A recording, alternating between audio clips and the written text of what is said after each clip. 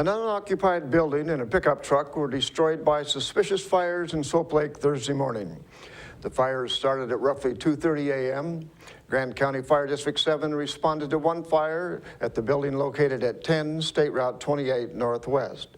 The Soap Lake Fire Department responded to the burning Dodge Ram pickup with a camper on the corner of Road 19.8 Northwest and Division Street South. Soap Lake Fire Chief Brandon Hood and Grant County Fire Chief 7 Chief Kirk Shepard said the fires were suspicious in nature and were under investigation. Hood said it took about an hour to extinguish the vehicle and the camper. Both were destroyed. No one was injured. In national news, ranchers in Nevada are trying to stop federal agents from taking cattle off public land. Protesters faced off with officers from the Bureau of Land Management and park rangers yesterday over a dispute between the federal government and a 69-year-old rancher about unpaid grazing fees. How the federal agencies responded drew criticism from the governor of Nevada, a senator, and numerous supporters. CNN reporter Lauren Rosila has the story. The Bundy family is willing to fight until the end, getting in front of cars, even getting tased. This skirmish quickly turned into an angry mob and protesters were hurt. Ammon Bundy says he was tased twice. And then they tased me again, okay? And they pulled it out again, probably because I didn't drop on the ground. I was convulsing, but I did not drop on the ground. He still has the marks on his neck and chest. One of the Bundy sisters says she was also injured after a ranger hit her with his car. I just felt a hard push, and I went to the ground. The Bundys say the BLM is killing their cattle in the process of rounding them up. Which is just one of the consequences of allowing the federal government to come out here and to access this land. That's something the feds deny, but the community here is still worried, joining the family along the side of the road telling the BLM to get out. Whenever you spend $3 million to supposedly collect what they would say $1 million in back fees, there's something basically wrong there. Protester Jim Lordy came to the group packing a weapon, a representative of Operation Mutual Aid. We're here to make sure the citizens' rights aren't violated. While the Bundys don't feel guns are necessary, they are planning to be out here every day. They want the federal government out and are willing to do what it takes. Police in Ocean Shores, Washington, say tips led them to seize a 4-foot-long alligator that was living in a small apartment in the coastal community.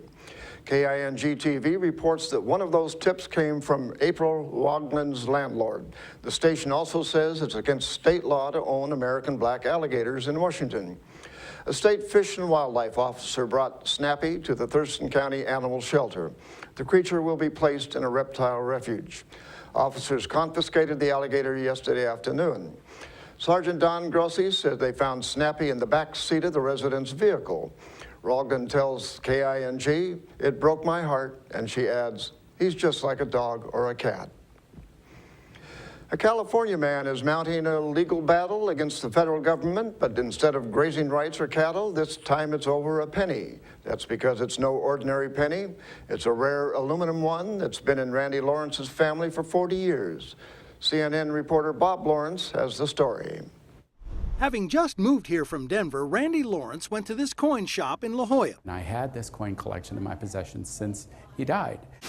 He being his father, who worked here at the Denver Mint as a supervisor for 20 years. He had amassed a number of coins through that time that he'd been given. Among them, this 1974 aluminum penny. Thousands were made, but then Congress said don't use them. So most were recalled and melted, except this one from Denver. Lawrence, no relation, had actually sold the coins to the La Jolla shop owner, who discovered how rare it was. Then they got a letter from the government, which said they wanted it back. You go from that high to this sudden extreme low. And even if you did know this could happen, you don't realize it until it does, and then it's disappointing. Not about to take this lying down, Randy and the shop owner, Michael McConnell, contacted a lawyer. Who we contacted by phone in Los Angeles. Joe Biden got 2 of them. As far as I know, he hasn't given them back. In fact, there is one other aluminum penny in private hands that was made in Denver, and Vardian said they haven't been asked to give it back. They don't have any right to them.